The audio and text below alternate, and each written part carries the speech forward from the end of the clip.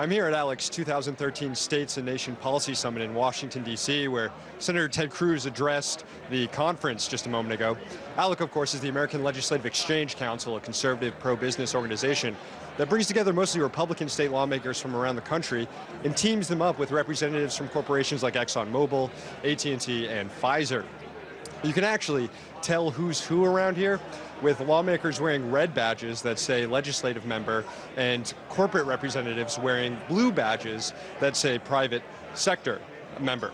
Now, ALEC has often been referred to as a dating service for lawmakers and businesses. Together here, legislators and corporate representatives are crafting and voting on model legislation. That's going to be done behind closed-door meetings a little bit later this afternoon. These are known as task forces. No media is allowed in. There's an education task force, there's an energy task force, a tax policy task force. It's basically organized in a similar way that our Congress is organized into committees. Now, once legislation is passed out of these task forces, it's then carried with lawmakers back to their home states, where they try to pass it through their respective state legislatures to become actual laws. So basically, that's how it works. And it's this activity that threatens progressives, who argue that this organization acts as a shadow government, churning out corporatist legislation and forcing elected lawmakers to pledge allegiance to corporate interests rather than their own voters back home. But members here say nothing nefarious is going on. I first came to ALEC over a decade ago. When I was serving in the Bush administration, I've been privileged to work with ALEC in the federal government. I've been privileged to work with ALEC when I was back in Texas at the Texas Public Policy Foundation, leading the 10th Amendment Center, and I am proud to stand with ALEC today. And I will tell you this, my advice to ALEC is very, very simple. Stand your ground. But looking at the conservative vendors on hand and what's on the docket in closed-door task force meetings, you can clearly see an agenda emerging. ALEC has operated largely in the shadows, but the organization did release some of its priorities for this year. And we can get a sense of what laws are being written and voted on at this summit.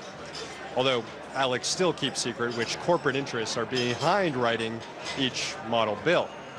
For example, there's this model bill under consideration this week opposing the EPA's ability to regulate greenhouse gases under the Clean Air Act, a proposal that's supported by the big oil industry.